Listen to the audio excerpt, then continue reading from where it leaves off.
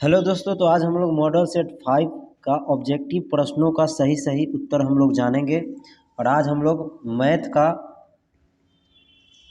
पांचों set complete कर लेंगे, क्योंकि इससे पहले 4 सेट का हम बता दिए हैं। ये 5वां सेट है, तो इसका हम लोग चलिए बनाते हैं। इसमें बहुत सारा गलत आंसर दिया है, लगभग 40 क्वेश्चन गलत दिया है। मॉडल सेट ऐसे नहीं छापना चाहिए बिहार बोर्ड को।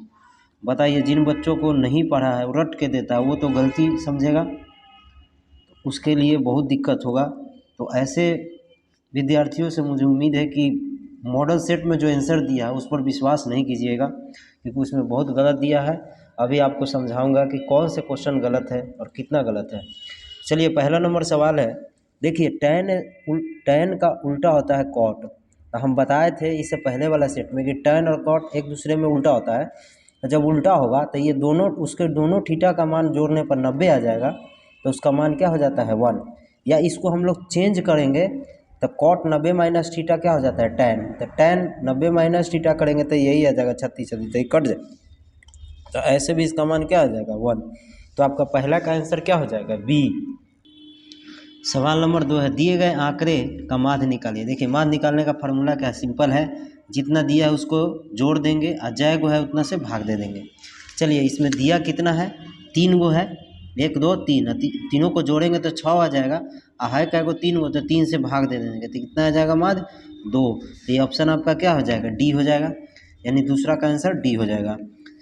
किसी वृत्त पर कितनी स्पर्श रेखाएं खींची जा सकती है, तो ये तो अनंत होगा, अनेक होगा, अनगिनत होगा। तो इससे पहले वाले सेट में भी हम बताए हैं, इसको एकदम रट जाइएगा। बहुत अच्छा सवाल है, इसको याद करने की ज़रूरत है, इसमें बनने वाला नहीं है, इसको याद कर जाइएगा। चौथा नंबर सवाल है, किसी चक्रीय चतुर्भुज का एक कोण π/3 रेडियन हो तो उसके सम्मुख कोण का मान क्या होगा।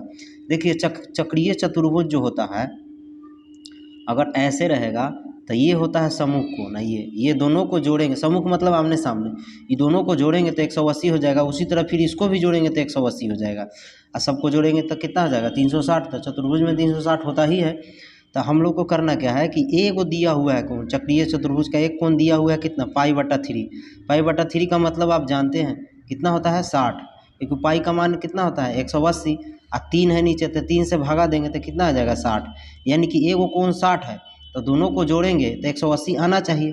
तो इसका मतलब कि दूसरा कोण कितना हो जाएगा 120, तब ना जोड़ेंगे तो 180 आ जाएगा। इसका मतलब कि समूह कोण इसका क्या हो जाएगा, यानी कि ये 60 होगा तो ये हो जाएगा 120। इसका मतलब ऑप्शन हम लोग का क्या हो जाएगा, 4 का डी आंसर हो जाएगा। एकदम समझते चलिएगा, किसी तरह का प्रॉब्लम हो तो बताइएगा। देखिए, पाई रेडियन बराबर होता है 180 के होता है। देखिए, पहले अभी बताया है, अभी आपको लड़ गया। चलिए, उसके बाद इसका बोल रहा है, तो चलिए ये तो टेबल आपको याद होगा, इससे मान रखना है। यदि आपको टेबल नहीं याद है तो प्लीज़ चैनल पे जाइए, सब डाला हुआ है टेबल। cos 60 sin 60 क्या होता है ये सब डाला हुआ है। चलिए, इसका मान हम लोग रखते हैं, तो cos 60 का मान होता है 1/2 और +1। नीचे भी वही है 1/2 और -1। चलिए, इसको हम लोग सॉल्व कर लेते हैं। तो इसको क्या करेंगे, एलसीएम ले लेंगे तो 1 + 2 हो जाएगा, नीचे 2 तो है ही है। इसको भी एलसीएम लेंगे तो 1 - 2 और नीचे 2, 2 2 कट जाएगा। यहाँ पे क्या बचा है, 2 1 3, और यहाँ पे क्या बचा है 1 में से -2 है तो -1, यानी कि -3 हो जाएगा। तो ये ऑप्शन आपका क्या हो जाएगा, बी हो जाएगा। तो 6 का आंसर बी हो गया। 7वां नंबर सवाल है, एक द्विघात बहुपद के मूलों के योगफल तथा गुणनफल क्रमशः इतना है, तो द्विघात बहुपद है। तो चलिए, ये सिंपल सवाल है। द्विघात बहुपद निकालने का ये फार्मूला होता है alpha plus beta into x plus alpha into beta. तो चलिए, x square alpha plus beta यानी कि योगफल कितना दिया है 2, तो 2 रखेंगे, आई एक्स है 2x। उसके बाद गुणनफल यानी कि अल्फ़ा इंटू बीटा कितना दिया -15, यहाँ प्लस होता है तो माइनस हो जाएगा 15। तो एक्स स्क्वायर -2x -15 21 में ऑप्शन में है। तो 7 का आंसर आपका क्या हो जाएगा, सी। एकदम कंफर्म याद कीजिएगा, समझते चलिएगा, क्योंकि टोटल सॉल्यूशन जो हम दिए हैं 1 से 5 तक ऑब्जेक्टिव सबका सॉल्यूशन करके बताया है। और जो क्वेश्चन रटने वाला है, याद करने वाला, उसको याद कर जाइएगा। जैसे कि अभी बताए थे हम कि स्पर्श रेखा कितने होते हैं वृत्त पर, तो अनेक होगा। चलिए, में कौन परिमेय संख्या है, परिमेय संख्या इसमें चुनना है। तो आप देखिए, यहाँ से हम लोग परिमेय संख्या क्या होता है, जो रूट में होता है अपरिमेय होता है, रूट से बाहर होता है वो क्या हो जाएगा परिमेय हो जाएगा। तो देखिए √2 यहाँ है, √2 यहाँ है, कट जाएगा तो क्या बचेगा 2, तो 2 हो जाएगा परिमेय संख्या, क्योंकि इसके नीचे 1 होता है, यानी कि ऑप्शन आपका 6 का क्या हो जाएगा बी। बाकी कोई नहीं है परिमेय संख्या, सब रूट है। उसके बाद देखिए इसमें क्या दिया है, निम्नलिखित में कौन बहुपद नहीं है, तो इसमें सब बहुपद है। देखिए यहाँ पे आप कंफ्यूज कर रहे होंगे कि ये बहुपद है, नहीं है, ये बहुपद है। देखिए x इंटू एक्स है तो एक्स स्क्वायर हो जाएगा, तो एक्स स्क्वायर रूट से तो बाहर आ ही जाएगा, तो अंदर में क्या रह जाएगा √2, यानी कि ये भी बहुपद है, ये नहीं है, ऑप्शन सी हो जाएगा। क्योंकि बहुपद का हम पहले बताए हैं कि डेफिनीशन बटा में नहीं होता है, या तो प्लस ऊपर उसका घात प्लस में रहेगा या तो बटा में नहीं रहेगा, ये पहले बताए हैं। चलिए यूक्लिड विभाजन एल्गोरिथम, ये भी बहुत इंपॉर्टेंट सवाल है। परिकलित करने की तकनीक को क्या बोलते हैं, मौसा बोलते हैं। ये लगभग सारे सेट में ये सवाल पूछा है, बहुत इंपॉर्टेंट है, याद कर लीजिएगा।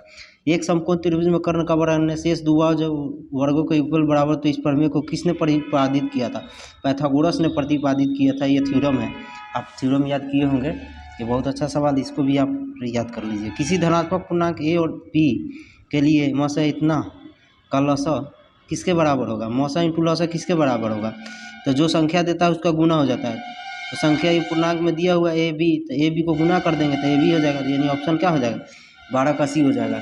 दोस्तों एकदम गर्दन मचा दीजिए, एकदम तैयारी खूब अच्छे से कीजिए, हम सही सही सबका आंसर बता रहे हैं, जम के तैयारी कीजिए और 90+ आना चाहिए मैथ में आपका।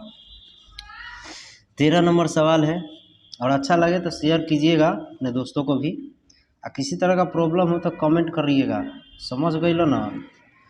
एक घात एक वाले बहुपद कहलाता है, घात एक वाले बहुपद को क्या बोलेंगे, एक घात बहुपद बोलेंगे या तो रैखिक बहुपद।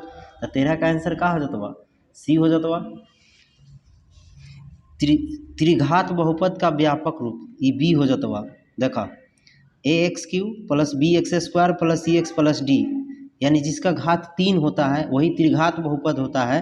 लेकिन आप कहिएगा कि एकड़ों में तो 3 घात है, नहीं 3 घात है, लेकिन व्यापक रूप का मतलब होता है कि उसका समान सूत्र क्या होता है। तो इसका समान सूत्र ये होता है, इसमें a b c d 4 गो है, इसमें 4 गो नहीं है, 3 ही गो है, और ये इसका जनरल फार्मूला होता है। इसीलिए व्यापक रूप कहेगा तो ये होगा। अगर त्रिघात बहुपद चुनने के लिए कहेगा तो दोनों हो जाएगा, ये भी होगा ये भी होगा। तो ये आप याद रखिएगा, व्यापक रूप यानी कि सूत्र फार्मूला क्या होगा, तो यही होगा। तो ऑप्शन आपका 14 का बी हो जाएगा, याद कर लीजिए, याद करने वाला ही सवाल है। एक रैखिक समीकरण युग्म जिसका कोई हल नहीं होता है वो क्या होता है, युग्म अविरोधी होता है, आश्रित होता है, युग्म विरोधी होता है, कोई नहीं, विरोधी हो जाएगा। 15 का आंसर क्या हो जाएगा सी, विरोधी होता है, यानी कि 2 लाइन खींचिएगा ना दोनों समांतर हो जाता है। या इसको a1/a2 पर और b1/b2 पर हम लोग पहले भी सेट में जाने हैं, अगर तोड़िएगा तो इस c1/c2 बराबर नहीं होता है, ये दोनों हो जाएगा, ये नहीं होता है। 16 नंबर सवाल है, यदि साइन ए बराबर इतना तो कॉस है। देखिए साइन ए का मान दिया हुआ है, तो आपको मालूम है कि साइन ए में क्या फार्मूला होता है, यहाँ ए बी सी लिख देंगे, तो ये हो गया लंब और ये हो गया कर्ण, तो फार्मूला होता है लंब बटा कर्ण, यानी कि P/H होता है। तो ये हो गया 3 और ये हो गया 4 कर्ण, तो ये वाला निकालना है। तो आपको मालूम है कि AC² बराबर फार्मूला क्या हो जाएगा, AB² + BC², पाइथागोरस प्रमेय से। तो ये इसका ABC का मान 4 दिया है तो 16 हो जाएगा, AB² नहीं पता है, BC का मान 3 दिया है तो 9 हो जाएगा, इधर ले आएंगे तो क्या बचेगा, 16 में से घट जाएगा कितना, 7 बचेगा। तो AB² हटाएंगे तो रूट चढ़ जाएगा, तो AB का मान क्या आ गया √7, तो ये √7 हो गया। अब हमसे पूछ क्या रहा है, कॉस ए का फार्मूला होता है आधार बटा कर्ण, तो आधार आपको मालूम है यहाँ थीटा है तो ये लंब और ये क्या हो जाता है आधार, तो आधार कितना हो जाएगा 7 और कर्ण क्या है 4, तो √7 बचा 4, ये ऑप्शन क्या हो जाएगा सी। एकदम सोल्यूशन करके जानिए, समझ गए, दूसरे यूट्यूबर जैसा नहीं कैसू सर्वे देख के, आधा तो मॉडल में से देख के बना दे रहा है, तो मॉडल में से जो देख के बना रहा है इसी सेट में उसको समझ में आएगा।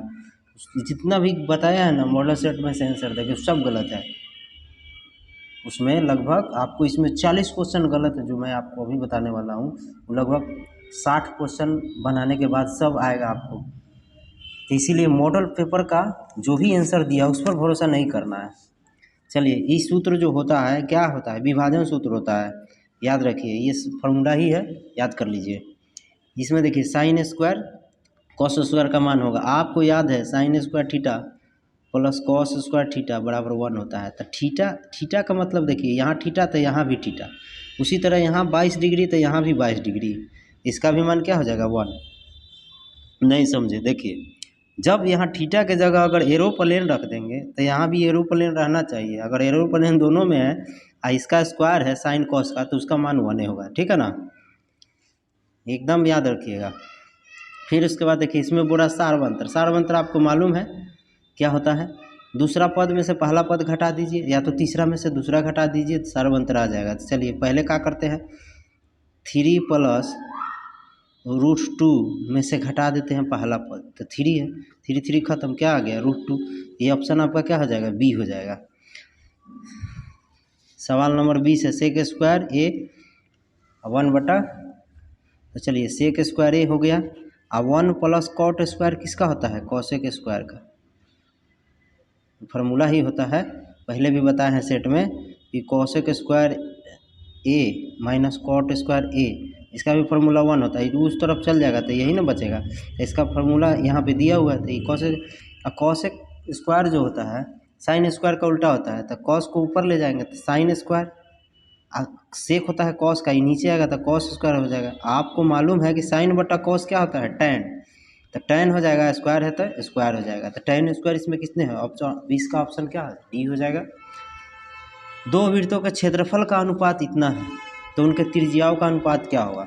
देखिए यहाँ एक ट्रिक है, याद रखिएगा, अगर क्षेत्रफल दिया है और त्रिज्या या परिधि का अनुपात देता तो उसका जो भी क्षेत्रफल दिया है उसके √100 से हम लोग अनुपात निकालेंगे, जैसे अभी कर रहे हैं। तो चलिए 4 का वर्गमूल तो 2 हो जाएगा, लेकिन √2 का तो रह जाएगा, तो 2:√2, ये ऑप्शन क्या हो जाएगा, डी।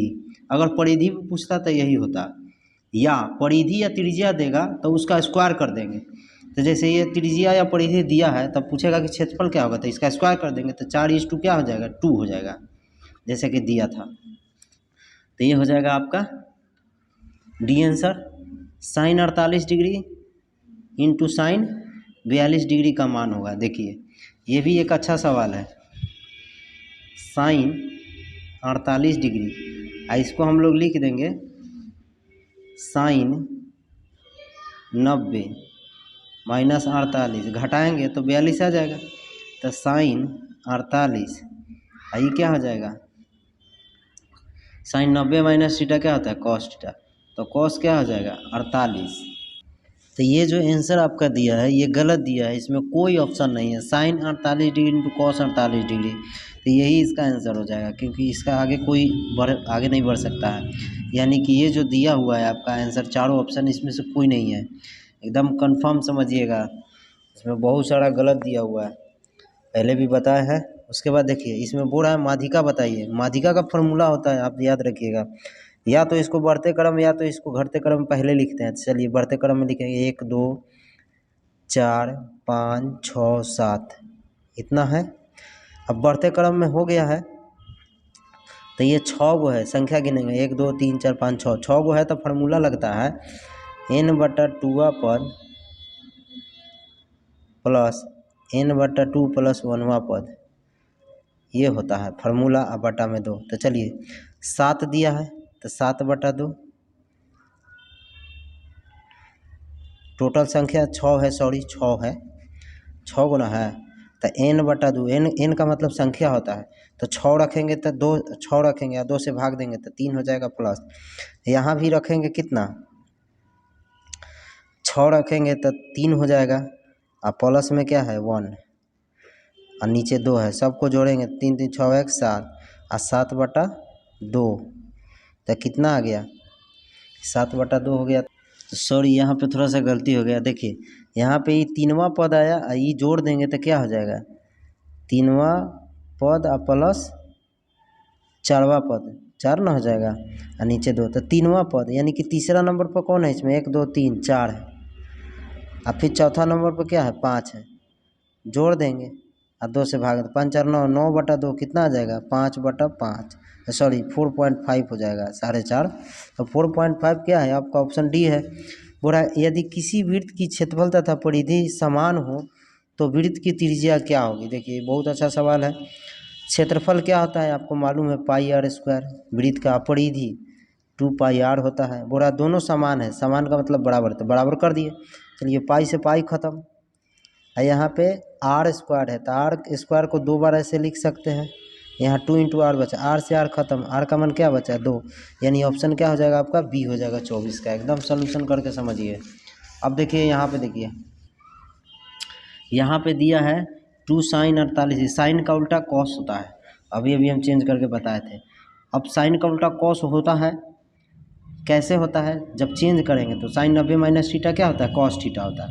तो चलिए इसको हम लोग 2 लिखेंगे और साइन और 90 में से कितना घटा देंगे 52 और कॉस 52। 90 में से 52 घटाएंगे तो 38 आ जाएगा। लेकिन यहाँ फार्मूला होता है साइन 90 माइनस थीटा क्या होता है, थीटा की जगह पर 52 है, कॉस थीटा। तो कॉस 52 और नीचे भी कॉस 52 है। कॉस 52 को खत्म हो जाएगा तो 2 आ जाएगा, यानी ऑप्शन आपका क्या हो जाएगा 25 का सी हो जाएगा। अब सवाल नंबर हम लोग चलते हैं 26 में। 2 या 2 से अधिक आभाज्य संख्या का मौसा क्या होगा। आपको मालूम है कि 2 या 2 से अधिक आभाज्य संख्या का मौसा, तो आपको मालूम है आभाज्य संख्या वे होते हैं जो अपने आप से कटते हैं। तो 2 रहे आभाज्य संख्या, आपको मालूम है ना, 2, 3, 5, 7, 9, 11, 13, ये सब क्या है आभाज्य संख्या है। अब मौसा का मतलब होता है कि सब में शामिल होना चाहिए। तो 2 न 3 में है, न 5 में है, न 7 में, कोई में नहीं है। इसका मतलब कि अब कोई में नहीं है तो 1 होगा, तो मौसा ये सब का क्या हो जाएगा 1 हो जाएगा, यानी 26 का आंसर 1 हो जाएगा। ऐसे सवाल का आंसर यही होता है, याद रखिएगा। यदि किसी एपी के क्रमागत पदों के अंतर को क्या बोलते हैं, एपी के क्रमागत पदों के अंतर को हम लोग सार्व अंतर बोलते हैं या उसी को पदांतर भी बोलते हैं, याद रखिएगा। इसका मतलब कि ऑप्शन आपका सी और बी दोनों सही है, ऐसा ऑप्शन डी में है, यानी डी हो जाएगा 27 का। 28 नंबर सवाल है, सभी सर्वांगसम आकृतियाँ होती हैं, समरूप होती हैं। सर्वांगसम आकृतियाँ समरूप होती है, लेकिन यही पूछते कि सभी समरूप आकृतियाँ सर्वांगसम होती है तो नहीं होती है, कभी नहीं बोलिएगा। जो सर्वांगसम है वो समरूप हो सकता है, लेकिन समरूप सर्वांगसम नहीं हो सकता है। ये कंसेप्ट है, एकदम याद रखिएगा। ये ऑप्शन आपका सी हो जाएगा कन्फर्म। अब 29 नंबर सवाल है, बोल रहा है कि ये क्या है, संख्या क्या है, तो √3। अब 12 को हम लोग 4 गुने 3 लिख सकते हैं, तो आपको मालूम है √3 ऊपर है, 4 का वर्गमूल 2 होता है और √3 अंदर रह जाएगा। √3 खत्म 1/2, तो 1/2 हुआ। तो 1/2 क्या है, परिमेय संख्या है। तो हम लोग यहाँ पे 29 का आंसर क्या मानेंगे, परिमेय। रैखिक समीकरण का आलेख होता है, रैखिक समीकरण का आलेख क्या होता है, वक्र रेखा होता है, सरल होता है, सीधा। तो 30 का आंसर जो आपका हो जाएगा वो बी हो जाएगा, याद रखिएगा। वृत्त का क्षेत्रफल क्या होता है, पाई आर स्क्वायर, ये तो फॉर्मूला है, याद कर लीजिएगा, सब सोल्यूशन करने वाला नहीं है। अब सवाल नंबर 32 है, किसी प्रयोग की सभी प्रारंभिक घटनाओं की प्रयक्ताओं का योग कितना होता है। देखिए जब इस तरह का सवाल पूछेगा ना, तो ये प्रयक्ता का सवाल है। जितना आप घटना का प्रयक्ता निकालिएगा कोई सवाल में और सबको जोड़िएगा ना तो एक ही आएगा, यानी कि ऑप्शन आपका क्या हो गया, 1 हो गया। समांतर श्रेणी इतना का सार्वंतर क्या, सार्वंतर का फॉर्मूला आपको मालूम है कि दूसरा में से पहला को घटा देंगे, तो दूसरा 2 है और उसमें से पहला 3/2 घटा देंगे। चलिए नीचे वाला सेम है, तो 1 - 3 2 क्या हो जाएगा, -2/2 काट देंगे तो क्या हो जाएगा -1। तो -1 ऑप्शन किस में है, सॉरी यहाँ पे फर्स्ट 33 का ए है। 34, 2 क्रमिक संख्याओं का एचसीएफ क्या होगा, 1 होगा। आप ध्यान से समझिए, क्रमिक संख्या कोई अपने मन से ले लीजिए, 15, 16, अब इसमें कोई नहीं मिल रहा है, तो नहीं मिलता है जब, तो 1 होगा। चलिए 12, 13 ले लीजिए, कोई दोनों है कॉमन, नहीं है, इसलिए 1 होगा। अब एक बीच करके करिएगा तो हो जाएगा, जैसे 12 और 14, तो ये तो 1 से भी कटेगा और 2 से भी कटेगा, तो ऐसे नहीं ना बोल रहा। क्रमिक का मतलब लगातार, नहीं 1 तो 2, 2 तो 3, तो ये क्या हो जाएगा 1 होगा। द्विघात समीकरण इतना का विवेचक होगा। विवेचक का मतलब क्या होता है, विवेचक का मतलब होता है डी का मान निकालना है। तो डी का मान आपको मालूम है, फॉर्मूला क्या होता है, डी को डिस्क्रिमिनेंट बोलते हैं, इसी को हम लोग विवेचक बोलते हैं। तो इसका फॉर्मूला होता है b² - 4ac। b² minus 4ac बराबर 0। विवेचक निकालने का फॉर्मूला है। b का मान इसमें कौन है, b का मान 4 है, माइनस में 4 का स्क्वायर माइनस 4ac। a का मान कितना है 4, c का मान क्या है 1। चलिए ये तो 0 है, ये 4 का स्क्वायर 16, ये 4 चौको 16, 16 में से 16 गया 0। ये ऑप्शन किस में है, डी में है। तो 36 का आंसर आपका क्या हो जाएगा, डी हो जाएगा। लेकिन सॉरी, हम लोग सवाल 35 बना रहे हैं, यहाँ पे हम लोग सवाल यहाँ बना रहे हैं, 35 का बनाना था, सॉरी। चलिए 35 को एक बार बनाते हैं, b² माइनस 4ac पर निकालते हैं। तो b का मान क्या है -2, तो -2 का स्क्वायर माइनस 4 इंटू a का मान क्या है 3, एक्स स्क्वायर के साथ जो रहता है वो ये होता है। और c के जगह पर कितना है 1/3। चलिए 3 3 खत्म हो गया, 2 का स्क्वायर 4, यहाँ बचा 4, 4 माइनस 4 क्या हो जाएगा 0। यानी कि ऑप्शन 35 का क्या हो जाएगा, ए हो जाएगा। अब हम लोग 36 नंबर सवाल पर आते हैं। बोला इसका मूलों का गुणनफल बताइए। गुणनफल होता है अल्फा इंटू बीटा, ये मूल दो है, अल्फा इंटू बीटा का फार्मूला होता है c/a। तो चलिए c का मान क्या है 1, a का मान क्या है 4, तो 1/4, यानी कि 36 का आंसर आपका कंफर्म c हो जाएगा। दोस्तों उम्मीद करता हूँ कि आपको समझ में आ रहा होगा, तो अधिक से अधिक अपने दोस्तों को भी शेयर कीजिए। अब हम लोग नेक्स्ट सवाल की ओर चलते हैं। यदि किसी वर्ग का विकर्ण इतना है तो वर्ग की भुजा बताइए। देखिए वर्ग का विकर्ण का फार्मूला लगा दीजिए।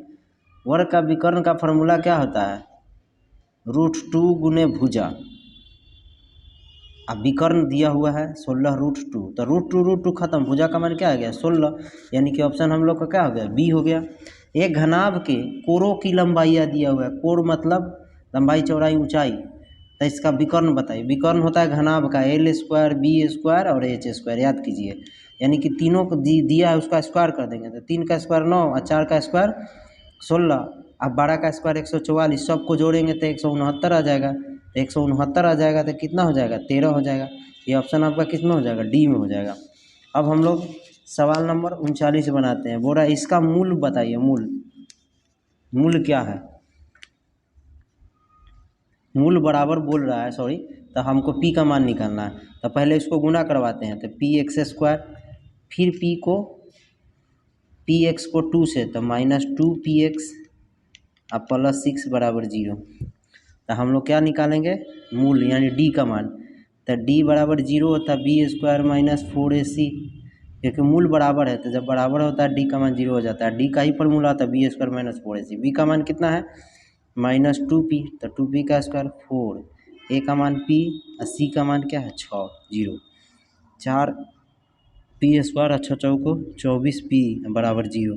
चलिए 4 कॉमन ले लेते हैं, 4p, तो यहाँ क्या हो जाएगा 6, ये 4p नीचे चला जाएगा, तो ये p - 6 बचेगा, सॉरी p - 6 बचेगा बराबर 0। तो p का मान क्या आ गया 6, तो p का यहाँ पे मान क्या आ गया 6, यानी 39 का आंसर आपका सी हो जाएगा।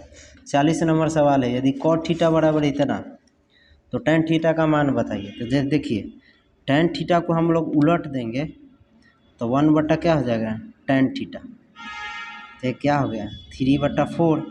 तो इसको हम लोग उलट देंगे, tan थीटा को ऊपर ले जाएंगे, क्योंकि cot थीटा का फॉर्मूला था 1/tan। तो इसको tan को ऊपर कर देंगे तो ये भी उलट जाएगा 4/3। अब इसका स्क्वायर करेंगे तो 16 क्या हो जाएगा 9, तो 16/9 ऑप्शन किस में है, डी है। तो 40 का आंसर आपका क्या हो गया डी। 41 नंबर सवाल है। त्रिभुज ए बी सी में ए बी बराबर इतना, ए सी बराबर इतना, बी सी बराबर इतना सेंटीमीटर, तब बी का मान बताइए। तो चलिए हम लोग ए बी सी बनाते हैं, त्रिभुज बना लिए, कौन बी का मान बताना है। अब हमको मालूम नहीं है कौन क्या है, ए बी सी नाम दे दीजिए कैसनो त्रिभुज हो। चलिए ए बी का मान 6√3 है, लिख दिए। ए सी का मान दिया है 12, लिख दिए। बी सी का मान 6 है, लिख दिए। अब हम लोगों को क्या पूछा जा रहा है, ये कौन बी का मान बताइए। तो अभी हम लोग को ये नहीं पता है कि बी न्यून कोण है या क्या है, समकोण है। फार्मूला मान लेते हैं कि बी के पास ही थीटा है, मान लेते हैं। तो ये फिगर थोड़ा सा चेंज कर दीजिए और यहाँ से नाम लिख दीजिए ए बी सी, ऐसे रखिए तो ज़्यादा अच्छा लगेगा, क्योंकि बी का पूछ रहा है तो बी न्यून कोण होगा तब ना निकलेगा। तो चलिए यहाँ इस फार्मूला से लगा देते हैं। तो tan है लंब बटा आधार, तो tan क्या लिखेंगे tan b लंब बटा आधार तो 6√3/6, 6 खत्म। √3 जो tan में किसका मान होता है 60 डिग्री का होता है। tan खत्म, b का मान क्या आ गया 60 डिग्री, यानी कि ऑप्शन आपका क्या हो जाएगा 41 का बी हो जाएगा। अब 42 नंबर से 2 पूर्णांक a और b सहअभाज्य कहलाते हैं यदि मौस बराबर होता है। सहअभाज्य तभी कहलाता है जब उसका मौसा का मान क्या हो जाएगा, मौसा का मान उसका 1 आएगा, क्योंकि सहअभाज्य का मतलब होता है कि एगो संख्या 16 है तो दूसरा 9 है, ये दोनों एक दूसरे से क्या होगा एक ही पहाड़ा से नहीं कटेगा। अगर एक 25 है तो एक 16 है तो दोनों अलग अलग पहाड़ा से कटेगा, यही सहअभाज्य होता है। तो दोनों का मौसा निकालेंगे तो एक ही ना आएगा, इसका मतलब क्या हो जाएगा बी का आंसर 1।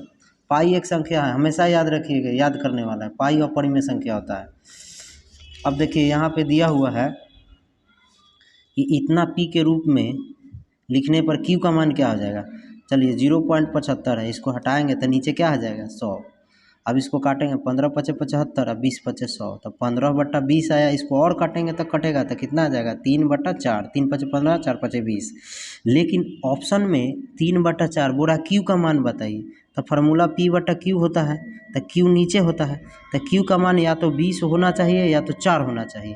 तो इसमें किसी ऑप्शन में 4 नहीं है, 20 है। तो 20 है तो ये ऑप्शन क्या हो जाएगा आपका बी हो जाएगा। आपका आंसर गलत दिया है उसमें।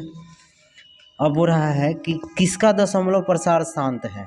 देखिए इस ये 21 है मान लीजिए, तो 7 गुने 3 लिखेंगे।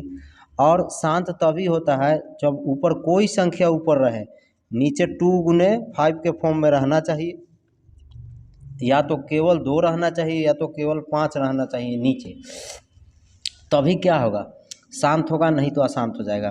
तो चलिए ये 21 को 7 गुने 3 लिखेंगे, इसका कहानी खत्म हो जाएगा, क्योंकि 7 से ही तो कट जाएगा लेकिन 3 तो रह जाएगा। फिर यहाँ देखिए ये 17 है, नीचे क्या है 105, तो इसको 35 गुने हम लोग क्या लिखेंगे 35 गुने 3 लिखेंगे, तो नीचे 3 है तो ये भी काम खत्म हो गया। फिर यहाँ सी है तो 11 गुने 8 लिखेंगे, ये भी काम खत्म हो जाएगा। यहाँ देखिए डी में 3/16 है, तो 16 को हम लोग लिख सकते हैं 3, 16 को 2/4 लिख सकते हैं, और 10 बचेगा क्योंकि 0 का मतलब 10, तो 2 गुने क्या हो जाएगा 5। तो इसका मतलब कि ऑप्शन आपका क्या हो जाएगा डी। अब बोल रहा है इसमें अल्फ़ा बीटा गामा बहुपद इतना को शून्यक हो तो alpha into beta into gamma का मान होगा। तो इसका तो फार्मूले होता है -d/a, यानी ऑप्शन आपका क्या हो जाएगा 46 का डी हो जाएगा। अब सवाल नंबर कितना है, 2 समीकरण युग्म में यदि a/d not equal to b/e तो रेखाएं होगी प्रतिच्छेदी होगी। 47 का आंसर बी हो जाएगा। 48 नंबर सवाल में आप लोग चलते हैं 48 नंबर 2 समीकरण युग्म में यदि इतना बराबर इतना हो तो इसका कोई हल नहीं होगा, क्योंकि अभी बताया था इससे पहले कि ये दोनों बराबर होगा लेकिन ये वाला नहीं होगा तो कोई हल नहीं होगा, यानी ऑप्शन 48 का बी हो जाएगा। कंफर्म एकदम रखिए। डंडा लेख खींचने में महत्व होता है किसका, लंबाई का महत्व होता है। 49 का आंसर आपका ए हो जाएगा। 50 नंबर द्विघात बहुपद के शून्यकों की संख्या कितना होता है, द्विघात है तो 2 होगा, त्रिघात होगा तो 3 हो जाएगा। ये तो सिंपल सवाल है, एक घात होगा तो 1 होगा, उसी को रैखिक बोलते हैं, याद रखिएगा। 50 का आंसर ए हो जाएगा। चलिए अब 51 नंबर सवाल है, एक 14 सेंटीमीटर ऊंचाई बेलन की वक्र सतह का क्षेत्रफल इतना है तो इसका आयतन बताइए। देखिए इसका सवाल, इसमें ऊंचाई दिया हुआ है, एच का मान 14 सेंटीमीटर है, वक्र सतह का क्षेत्रफल आपको मालूम है 2πr/h होता है, इसका मान दिया 264, 2 से काटेंगे तो 132 आ जाएगा, और पाई का मान 22/7 होता है। आर का मान नहीं मालूम है, वही निकालना है। एच का मान 14 दिया हुआ है, 132, 22 छक्का 132 होता है। चलिए अब ये 7 दूना 14, तो आर इंटू 2 बराबर 6, 2 से काट देंगे 6 को तो 3 आ जाएगा, तो आर का मान 3 आ गया। अब इसका आयतन बताना है, आपको मालूम है πr² होता है, तो 22/7, आर का मान 3, एच का मान 14। चलिए 7 दूना 14, तो कितना हो जाएगा 18, 18 दूना 36, 18 दूना 36, 39, 396 आपका ऑप्शन सी हो जाएगा। 2 गोले का आयतन का अनुपात 8:7 है, तो उनके सतह क्षेत्र का अनुपात होगा। देखिए इसमें मिस प्रिंट क्वेश्चन में है, यहाँ पे हो जाएगा 2 यानी कि 27 हो जाएगा, तो 8:7 27 हो जाएगा ये आयतन। तो बोल रहा है उसके सतह क्षेत्रफल का अनुपात क्या होगा। तो सबसे पहले इसका तो हम लोग क्या निकालेंगे, त्रिज्या का अनुपात निकाल लेते हैं तब ना होगा। फार्मूला होता है pi r square h, pi r square h. देखिए आर का मान अलग अलग है, एच तो वही है ख़त्म। अनुपात आयतन का दिया है 8:27 यानी नीचे स्क्वायर हटाएंगे इस पर से तो कितना दिया हुआ है, गोला ना है, सॉरी गोला होता है 4/3 पाई आर क्यूब और 4/3 पाई आर क्यूब और दोनों का है 8/27। ये सब तो ख़त्म हो जाएगा। आर क्यूब का 8 होता है किसका, 2 का, और 27 कितना होता है बड़ा आर में 3 हो जाता है, 2/3 आ जाएगा, 2/3 आ जाएगा। अब इसका क्षेत्रफल का अनुपात कह रहा है, तो क्षेत्रफल का अनुपात अगर कहेगा तो बस इसका जो त्रिज्या दिया उसका स्क्वायर कर दीजिएगा, तो 4 क्या हो जाएगा 9, तो 4:9, 4:9 ऑप्शन डी हो जाएगा। यदि एच ऊंचाई तथा आर त्रिज्या वाले एक ठोस बेलन का वक्र सतह का क्षेत्रफल इसको कुल पृष्ठ क्षेत्रफल का 1/3 है। तो चलिए वक्र सतह का क्षेत्रफल हम लोग को मालूम है 2πr/h होता है। आई बोल रहा है कि कुल क्षेत्रफल का 1/3 है, तो कुल क्षेत्रफल तो यही होता है 2πr²। 1/3 कह रहा है, ये जो है इससे 1/3 है, तो इसमें हम लोग 1/3 से भाग देंगे, क्योंकि ये 1/3 है तो इसमें ना भाग देंगे इक्वल करने के लिए। तो चलिए 2πr/h, इस दोनों में से 2πr कॉमन ले लीजिए, तो यहाँ क्या बचेगा h, 2πr निकालिए, एगो r बच जाएगा, नीचे 1/3, 2πr खत्म, h प्लस r/3, 3 से गुना कर देंगे 3h h plus r, h को इधर ले आएंगे तो 2h हो जाएगा, यहाँ क्या बचेगा r। अब h बराबर हम लोग लिख सकते हैं ये r/2, या तो ये भी सही है ये भी सही है। ऑप्शन आपका क्या दिया है, देखिए h बराबर ये r से इसमें गुना कर दीजिएगा r/2, यानी ऑप्शन आपका क्या हो जाएगा बी हो जाएगा। अब बोला है 12 सेंटीमीटर व्यास के एक गोले के विस्थापित हवा का आयतन बताइए। तो व्यास दिया हुआ है तो त्रिज्या कितना हो जाएगा उसका आधा, कितना आ जाएगा 6। तो आयतन बताना है गोला का, तो 4/3 पाई आर क्यूब होता है, तो 6 × 6 × 6 3 बार हो जाएगा, तो कितना हो जाएगा 2, गुना कर दीजिए 6 दूना 6 6 36, 36 दूना 72, 72 × 4 × पाई, 4 दूना 8, 7 चौक 28, 228 पाई, 288 पाई हो जाएगा, यानी ऑप्शन आपका क्या हो जाएगा डी 54 का। 55 नंबर सवाल है, किसी 5 सेंटीमीटर भुजा वाले घन को बांटकर 1 सेंटीमीटर भुजा वाले कितने घन बनाए जा सकते हैं। तो देखिए जब ऐसे कहेगा ना घन पिघलाकर ढेर सारा घन बनाया जाता है या बांटा जाता है, तो ये आयतन निकालते हैं। तो इसके आयतन जो घन के आयतन में बड़ा वाला जो है उसके आयतन में छोटा वाला से भाग दे देंगे तो घनों का संख्या निकल जाएगा। तो भुजा दिया हुआ है तो घन का आयतन भुजा क्यू होता है, भुजा क्यू, और छोटा वाला का भी वही होगा भुजा क्यू। तो बड़ा वाला भुजा दिया है या किनारा कितना 5, तो क्यू का मतलब 125 होता है, और छोटा वाला का 1 दिया है तो 1 का 1 होगा, यानी 125 हो जाएगा, 125 घन बन जाएगा। तो अब 55 का आंसर क्या हो जाएगा आपका सी हो जाएगा। 57, यदि लगातार विषम संख्याओं का माध्य 6 है तो सबसे बड़ी संख्या क्या हो जाएगा।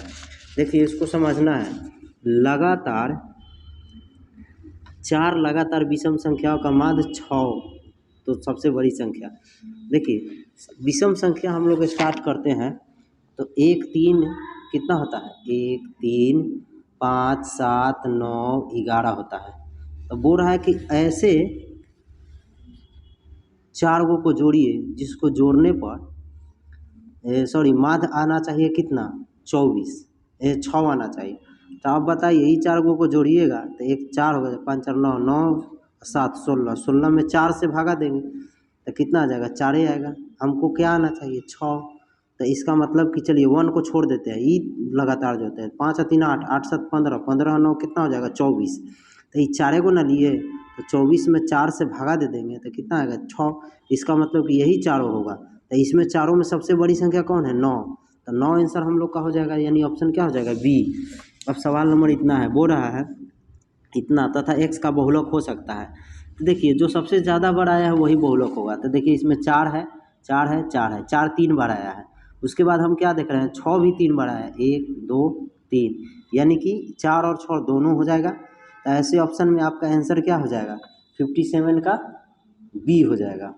58, 3 सही सिक्के उछालने जाते हैं तो कम से कम 2 हेड आने की प्रयेकता बताइए। देखिए जब 3 सिक्का उछाला जाएगा तो टोटल जो संख्या होगा सैंपल स्पेस कुल संख्या 8 हो जाएगा, लेकिन बोल रहा है कि कम से कम 2 हेड होना चाहिए, अधिक से अधिक तीनों चलेगा। तो आपको मालूम है कि इसको जब हम लोग लिखते हैं, देखिए जब तीनों सिक्कों को उछालेंगे हम लोग तो इस तरह का घटनाएं होगा। 8, 1 2 3 4 5 6 7, 7 है। इसमें से एक और होगा जो आप लिख सकते हैं। तो चलिए इसमें HH है, इसको ऐसे भी लिख सकते हैं THH। इससे ज़्यादा कोई घटना नहीं हो सकता। इसका मतलब नहीं समझे। देखिए जब तीनों को उछालेंगे हो सकता है पहला 2 पर दोनों पर हेड आएगा, दूसरा पर टेल। हो सकता है पहला पर हेड, दूसरा पर टेल और तीसरा पर हेड आ जाएगा। हो सकता है तीनों पर हेड आए, हो सकता है कि तीनों पर टेल आए। तो इस तरह से हम लोग का घटना जो है 8 वो होगा टोटल। तो 8 नीचे बोल रहा है कम से कम 2 हेड आना चाहिए। तो 2 हेड आना चाहिए तो कम से कम 2 हेड वाला अधिक से अधिक तीनों वाला चलेगा। तो 2 हेड वाला एक यहाँ है, एक यहाँ है और एक यहाँ, सॉरी यहाँ नहीं है। 2 हेड वाला और कहाँ है, देखिए यहाँ है। तो 1 2 3, कम से कम 2 कह रहा है तो अधिक से अधिक तीनों वाला चलेगा। तो 3 हो गया और एक अधिक वाला ले लेते हैं, तीनों ले लेते हैं तो 4 हो जाएगा। तो टोटल 4 भाग दे देंगे 1/2 आ जाएगा। तो ये ऑप्शन आपका क्या हो जाएगा, 58 का 1 हो जाएगा। एकदम कन्फर्म समझते चलिएगा। एक साथ 2 पासे को उछालने पर प्राप्त संख्याओं के जोड़ 7 होने की प्रयेकता बताइए। देखिए एक साथ 2 पासा को उछालते हैं तो आप ही बताइए टोटल सैंपल स्पेस कितना हो जाएगा, 36। 6 एकम 36 हो जाएगा। अब बोल रहा है कि दोनों को जोड़ने पर 7 आना चाहिए। तो हो सकता है कि 5 आएगा, एगो पर 2 आएगा, 7 आएगा ना। हो सकता है 4 आएगा, 3 आएगा। तो इसमें भी हो सकता है कि पहले पर 2 और दूसरा पर 5। इसमें भी हो सकता है पहले पर 3 और दूसरा पर 4। हो सकता है कि 6 1 हो सकता है कि 1 6 हो, और देख लीजिए कोई है तो टोटल अब इससे ज़्यादा नहीं हो सकता है क्योंकि इसको जोड़ने पर 7 आना चाहिए। तो यही 6 होगा। तो 3 और 3 6, तो 6 ऊपर है, काट देंगे टोटल 36 नीचे 1/6। ये ऑप्शन आपका क्या हो जाएगा, बी हो जाएगा। निम्न में कौन सी घटना की प्रयेकता नहीं हो सकता है। हम पहले भी बताए थे सेट में कि किसी घटना की प्रयेकता 1 होगा या तो 1 से कम ही होगा, उससे और 0 हो सकता है और 0 से कम भी नहीं होगा, यानी 1 और 0 के बीच में ही होगा। अगर माइनस में दिया है 1 से ज़्यादा दिया है तो वो गलत है। तो देखिए 1.1 1 से ज़्यादा हुआ ना, बाकी सब कम है तो ये सब होगा, लेकिन ई नहीं होगा, यानी 60 का आंसर ए हो जाएगा। दोस्तों यदि आपको पसंद आ रहा है तो अपने दोस्तों को भी शेयर कीजिए। अब हम लोग जो चल रहे हैं सवाल की ओर पढ़ेंगे वो होगा कोऑर्डिनेट ज्योमेट्री से। तो इससे पहले हम कुछ डिटेल्स बता देते हैं क्योंकि इसमें जितने भी अब सवाल देंगे इसमें से 5 या 6 वो सवाल सही होगा, बाकी सब गलते हैं। यानी कि मॉडल पेपर में जो दिया है, मॉडल पेपर के भरोसे से जो पढ़ रहा है उसको बहुत क्षति होगा। चलिए आइए समझाते हैं हम कोऑर्डिनेट ज्योमेट्री में थोड़ा सा बेसिक। देखिए पाद या चतुर्थांश बोलते हैं, अंग्रेजी में इसको क्वाड्रेंट बोलते हैं। इसमें 2 एक्सिस एक दूसरे को क्रॉस करता है तो यहाँ पे तो इसका नाम हो जाता है मूल बिंदु। देखिए मूल बिंदु, और मूल बिंदु का निर्देशांक 0 0 होता है, एकदम याद कर लीजिए। तो ये सब जो ऑब्जेक्टिव है ना ये सब बन जाएगा, जो हम समझा रहे हैं आप समझिएगा। अब इसको बोलते हैं प्रथम क्वाड्रेंट, यानी प्रथम पाद या प्रथम चतुर्थांश, अंग्रेजी में इसी को क्वाड्रेंट बोलते हैं। तो देखिए पहला लिख ले हैं, ये दूसरा होता है, ये तीसरा होता है, ये चौथा होता है। इतना कंप्लीट। ये एक्स एक्सिस है और ये वाई एक्सिस है, आपको मालूम ही है। इधर में है एक्स का मान माइनस में होता है, इधर में है एक्स का मान प्लस में। यहाँ से ऊपर जाइएगा तो वाई का मान प्लस में, नीचे आइएगा तो वाई डैश का मान किस में हो जाता है, माइनस में होता है। ये एकदम समझते चलिए। अब देखिए पहला पद जो होता है, पहला प्रथम पाद में जो मान होता है एक्स वाई, ये एक्स का मान होगा और ये वाई का मान होगा, दोनों प्लस में होता है।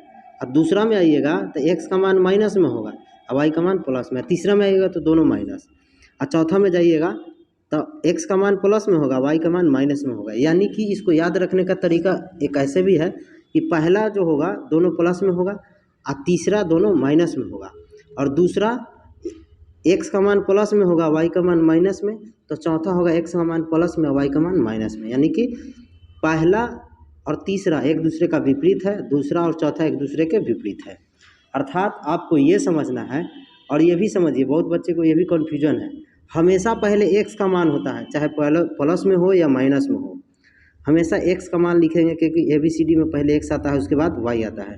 तो ये एक्स का मान हो गया और ये वाई का मान होगा, तो पहला में दोनों प्लस में होगा। अब यहाँ देखिए एक्स का मान माइनस में, यहाँ प्लस है। अब ये भी समझिए क्यों होता है, देखिए इधर से एक्स का मान जाएगा तो इधर तो एक्स का मान माइनस में होगा, तो माइनस है ना लिखाएगा, इधर से वाई का मान आएगा तो ये प्लस में हो जाएगा, यानी एक्स का मान माइनस है, वाई का मान प्लस। फिर इसमें भी समझिए, इधर से एक्स का मान आएगा तो माइनस से होगा, इधर से वाई का मान आएगा तो ये भी माइनस से होता है। फिर इसमें आएंगे तो इधर से एक्स का मान, अब कहिएगा एक्स का मान पहले काहे आ रहा है, तो पहले एक्स ना आता है, अभी न बताया, एक्स वाई जेड पहले ABCD में पहले एक्स आता है, तो एक्स का मान आएगा इधर से, तो ये तो प्लस है, तो प्लस, इधर से माइनस, तो ये हो गया क्वाड्रेंट आपको। अब समझना है एक्स अक्ष पर का निर्देशांक क्या होता है।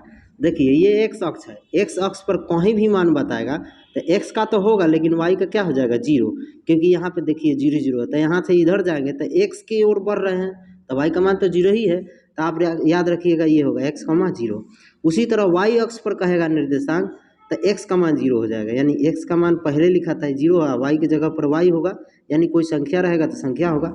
फिर उसके बाद ये भी इम्पोर्टेंट है, याद रखिएगा, किसी बिंदु एक्स अक्ष से दूरी, किसी बिंदु एक्स अक्ष से दूरी वाई निर्देशांक होता है, या तो कोटि बोलेंगे, आपको मालूम है एक्स कॉमा वाई, एक्स को क्या बोलते हैं, भुज, याद रखिएगा, और वाई को क्या बोलते हैं, कोटि, ठीक है। अब इसमें बोल रहा, एक बार फिर से समझिए, किसी बिंदु एक्स अक्ष से दूरी, यानी ये क्वाड्रेंट है, इसमें एक्स अक्ष है ना, इससे अगर दूर ऊपर जाएंगे या नीचे आएंगे तो जो भी मान इधर आएगा वो किसका आएगा, वाई का निर्देशांक के तरफ आएंगे, वाई के तरफ न बढ़ रहे हैं। देखिए यहाँ से हम लोग इधर आएंगे तो वाई की तरफ आ रहे हैं, या ऊपर भी जाएंगे तो वाई की तरफ ही जाएंगे, यानी कि वाई निर्देशांक होगा या तो कोटि होगा। फिर उसके विपरीत किसी बिंदु वाई अक्ष से दूरी, वाई अक्ष ये है, अब इससे इधर आएंगे, ये वाई अक्ष है, इससे इधर आएंगे तो एक्स के तरफ जाएंगे, या तो इधर भी जाएंगे तो एक्स की तरफ जाएंगे, तो ये किसका मान होगा, एक्स का मान होगा, और एक्स के मान को ही एक्स का निर्देशांक बोलते हैं, या तो उसको भुज बोलते हैं। तो वही हम यहाँ पे लिखते हैं कि वाई अक्ष से दूरी जब होगा तो एक्स निर्देशांक होगा या भुज होगा। तो ये एकदम कंप्लीट कंफर्म कर लीजिए। अब हम लोग चलते हैं एक एक सवाल को हम लोग पढ़ते हैं। पहला नंबर सवाल है, बिंदु इतना किस चतुर्थांश में है, अभी आप बताइए, पहला माइनस में है, दूसरा प्लस में है, तो ये किस में होगा, सेकंड में, सेकंड में होगा ना जी। तो ये भी गलती दिया है आपके बुक में, इसमें लगभग सभी सवाल का आंसर जो है गलत है, तो ये आपका क्या हो जाएगा, द्वितीय यानी दूसरा हो जाएगा। तो 61 का आंसर आपका क्या हो जाएगा, बी हो जाएगा। उसी तरह फिर देखिए, मूल बिंदु के निर्देशांक होते हैं, मूल बिंदु का तो 0 0 होता है, यानी 62 का आंसर क्या हो जाएगा, ए हो जाएगा। अभी आप देखिए यहाँ पे बताए हैं।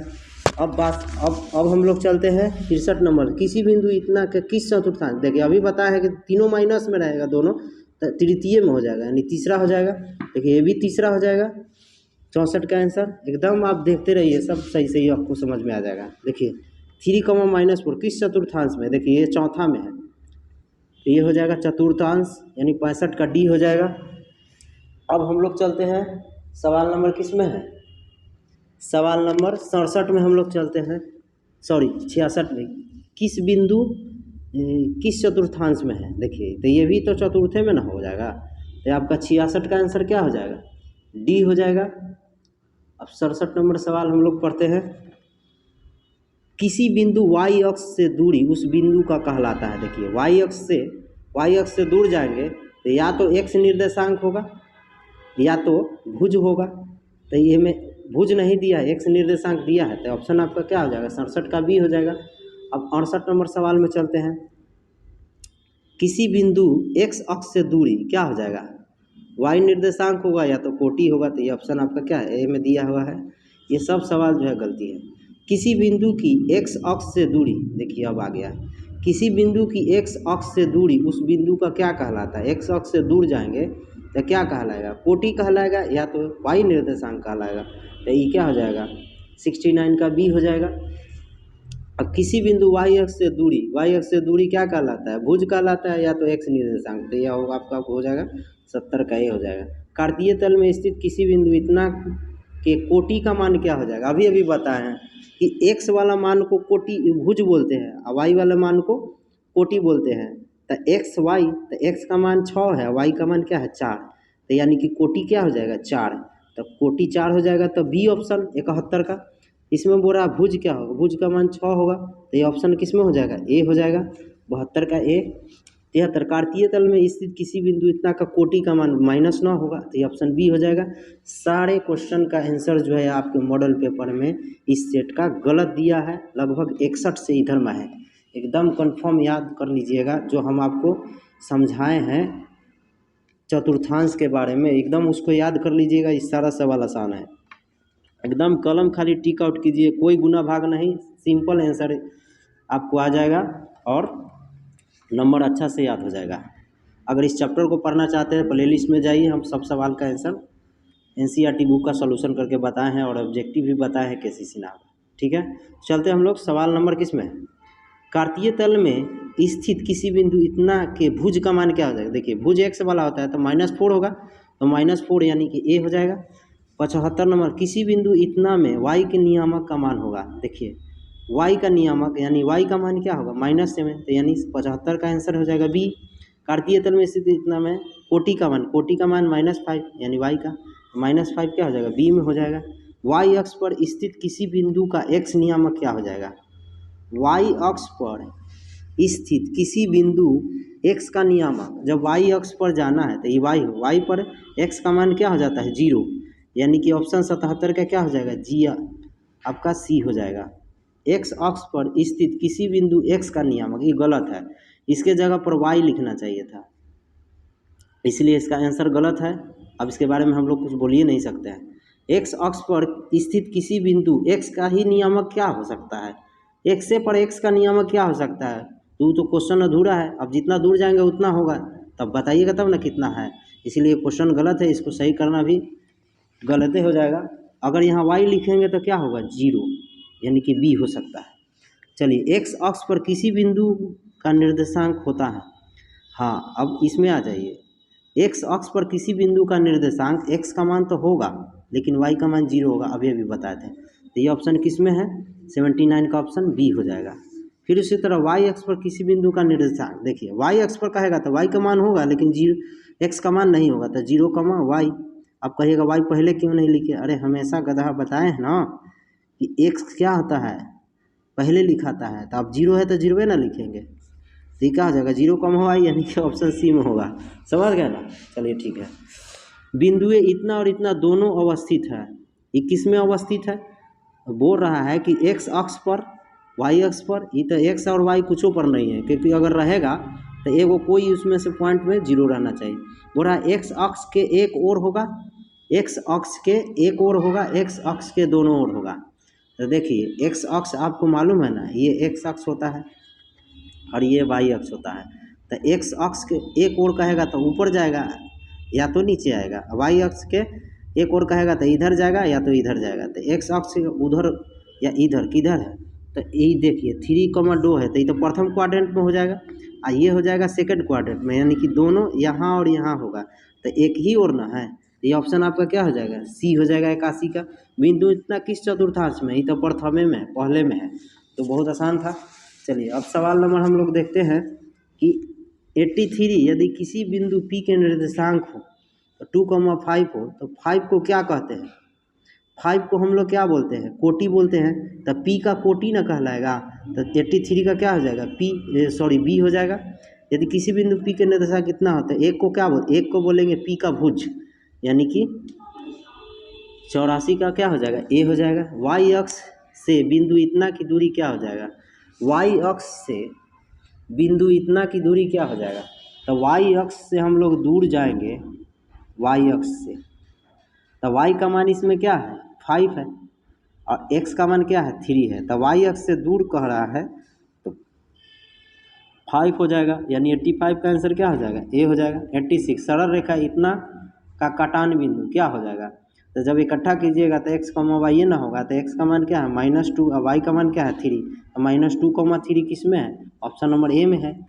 किसी बिंदु इतना x अक्ष से दूरी हो सकता है, तो चलिए x का मान इसमें क्या है 4, तो 4 ना होगा, तो ऑप्शन क्या हो जाएगा, ए हो जाएगा। किसी बिंदु इतना किस पाद में स्थित है, तो ये तो चौथा पाद में स्थित है, ऑप्शन डी हो जाएगा, क्योंकि पहला एक्स का मान क्या है। अब चतुर्थांश बताए थे ना ऐसे करके, वो वाले याद कर लीजिए ना, इसको अब समझ में आ जाएगा। बोला बिंदु पी वाई अक्ष से 5 इकाई दाईं ओर एक्स अक्ष पर स्थित है, तो पी के निर्देशांक बताइए। तब पी का निर्देशांक बोल रहा है वाई अक्ष से 5 इकाई दाईं ओर एक्स अक्ष पर है, यानी एक्स का मान 5 है और वाई का मान क्या हो जाएगा, 0 हो जाएगा, क्योंकि वाई अक्ष से 5 इकाई दाईं ओर है, वाई अक्ष से दाईं ओर है। देखिए ये वाई अक्ष है ना, इससे दाईं ओर है, तो दाईं ओर है तो एक्स का मान न बढ़ेगा, तो एक्स का मान 5 है तो वाई का मान 0, तो 5,0 किस में है, तो 89 का आंसर आपका क्या हो जाएगा, ए हो जाएगा। अब बोल रहा है वाई अक्ष पर एक्स अक्ष से 4 इकाई दूर, वाई अक्ष पर एक्स अक्ष से 4 इकाई दूर, तो एक्स अक्ष के नीचे एक बिंदु स्थित है, तो ए का निर्देशांक बताइए। तो ये भी तो वही सेम सवाल है, बस यही है कि एक्स अक्ष से दूर जा रहा है, तो ये है एक्स अक्ष, इससे दूर जाएगा तो वाई का मान न बढ़ेगा, तो वाई का मान बोल रहा है 4 हो जाएगा, तो 0,4 हो जाएगा, तो ये ऑप्शन किस में हो जाएगा, बी में हो जाएगा। तो 90 का आंसर आपका क्या हो जाएगा, 90 का आंसर बी हो जाएगा। अब 91 नंबर सवाल है, बिंदु इतना की दूरी मूल बिंदु से क्या होगा। अब डिस्टेंस फार्मूला हम पहले भी बताए, मूल बिंदु और इतना के बीच निकालना है, तो मूल बिंदु का निर्देशांक अभी बताया 0 0 होता है, ये दोनों के बीच की दूरी जब निकालेंगे तो √100x1 माइनस x2 का whole square plus y1 minus y2 का होल स्क्वायर होता है। तो इसमें तो ये है ही नहीं है, तो आप सिंपल ट्रिक याद रखिएगा, जब मूल बिंदु से कहेगा ना एगो पॉइंट देगा तो उसका स्क्वायर कर दीजिएगा रूट में और जोड़ दीजिएगा, तो कितना हो जाएगा 4 और 9 कितना हो जाएगा 13, तो ये आपका 13 हो जाएगा, 13 रूट से बाहर नहीं आएगा, यानी कि ऑप्शन बी हो जाएगा। फिर बुरा मूल बिंदु से दूरी, तो इसको भी वही कीजिए, रूट में डाल के स्क्वायर कर दीजिए, तो 4 का स्क्वायर करेंगे तो 16, 5 का स्क्वायर करेंगे तो कितना हो जाएगा 25। अब देखिए -5 है लेकिन स्क्वायर करेंगे तो प्लस हो जाएगा, ये जोड़ेंगे तो कितना हो जाएगा 41, तो ये रूट में 41 आपका आंसर क्या हो जाएगा 92 का ए हो जाएगा। बिंदु पी ऑफ एक्स वाई की मूल बिंदु से दूरी होगी, देखिए तो ये भी स्क्वायर हो जाएगा बस, तो ये ऑप्शन आपका क्या हो जाएगा सी हो जाएगा, ये फार्मूला ही होता है याद रखिएगा। अब 94 है, पी के निर्देशांक इतना है तो मूल बिंदु से पी की दूरी क्या हो जाएगा, मूल बिंदु से पी के दूरी क्या हो जाएगा। तो सिंपल सवाल है, इसको स्क्वायर कर दीजिए, अभी बताया ना, तो 9 हो जाएगा, 3 का स्क्वायर 4 का स्क्वायर 16, तो ये कितना हो जाएगा 25, 25 का क्या आता है 5, यानी कि ऑप्शन क्या हो जाएगा 5, यानी कि 94 का बी हो जाएगा। फिर बोला बिंदु इतना कि मूल बिंदु से दूरी, इसको भी वही कीजिए, 5 का स्क्वायर 25 और 12 का स्क्वायर 144, जोड़ दीजिएगा तो 169, 169 का क्या हो जाता है 13, तो 13 हो जाएगा आंसर, ये ऑप्शन हो जाएगा 95 का ए हो जाएगा। अब सवाल नंबर 96 है, इतना इतना के बीच की दूरी, डिस्टेंस फार्मूला है बताए थे, इसका में से इसको घटाएंगे √100 में, तो 2 - 2, तो माइनस माइनस प्लस हो जाएगा क्योंकि माइनस फार्मूले में होता है, फिर 3 - 3, तो 3 - 3 तो 0 हो जाएगा होल स्क्वायर, तो चलिए ये 4 हो, 4 का स्क्वायर 16, 16 का 4 हो जाएगा, यानी ऑप्शन क्या हो जाएगा बी हो जाएगा। 97 बिंदु इतना के बीच की दूरी वैसे निकालिए, इसमें से इसको घटा दीजिए, तो चलिए -5 में से -1 को घटाएंगे तो +1 हो जाएगा, स्क्वायर कर देंगे, फिर उसी तरह 7 में से 3 को घटाएंगे स्क्वायर कर देंगे, कितना हो जाएगा 4, -4 होगा स्क्वायर होगा तो 16, ये भी 4 हो जाएगा तो 16, ये 32 हो जाएगा। 32 को हम लोग लिख सकते हैं 16 × 2, 16 का वर्गमूल 4 होता है और 2 रह जाएगा, 4√2, 4√2 ऑप्शन नंबर सी में है। बिंदु इतना के बीच की दूरी क्या हो जाएगा, एकदम सिंपल सवाल है, आप बनाते जाइए एकदम धड़ाधड़। चलिए इसमें से इसको घटाइए रूट के अंदर करके, 2 - 4 फार्मूले पर और 3 - 1 क्या हो जाएगा, ये 2 बचेगा, 2 का स्क्वायर 4, इसमें भी 2 बचेगा, 2 का स्क्वायर 4, जोड़ेंगे तो 8 हो जाएगा, और 8 को हम लोग 2 गुने क्या लिखेंगे 4, 4 का वर्गमूल क्या हो जाएगा 2, 2√2, ये ऑप्शन 2√2 किस में है ए में है, 98 का ए हो जाएगा। बिंदु इतना के बीच की दूरी, ये सेम सवाल है, बस 4 में से 2 घटाइए, स्क्वायर कर दीजिए रूट के अंदर, 4 में से 2 गया 2, 2 का स्क्वायर 4, फिर -1 में से -3 गया तो -4 हो जाएगा, -4 का स्क्वायर करेंगे तो 16 हो जाएगा, 16 को इसको जोड़ देंगे तो 20 हो जाएगा, 20 को हम लोग लिखेंगे 5 × 4, 4 का वर्गमूल क्या हो जाएगा 2, और 5 तो रह जाएगा, तो 2√5 किस में है 2√5, ऑप्शन आपका डी हो जाएगा। अब सवाल नंबर कितना है 100, बिंदु इतना इतना के बीच की दूरी, चलिए इसको भी हम लोग ए में से 0 घटाएंगे तो ए ही रहेगा, स्क्वायर कर देंगे। फिर जीरो में से ए घटाएंगे तो माइनस ए हो जाएगा, स्क्वायर करेंगे तो ए स्क्वायर प्लस ए स्क्वायर क्या हो जाएगा, 2a स्क्वायर और रूट में तो 2 तो रह जाएगा, ए निकल जाएगा तो ये कितना हो जाएगा, ये ऑप्शन आपका सी हो जाएगा।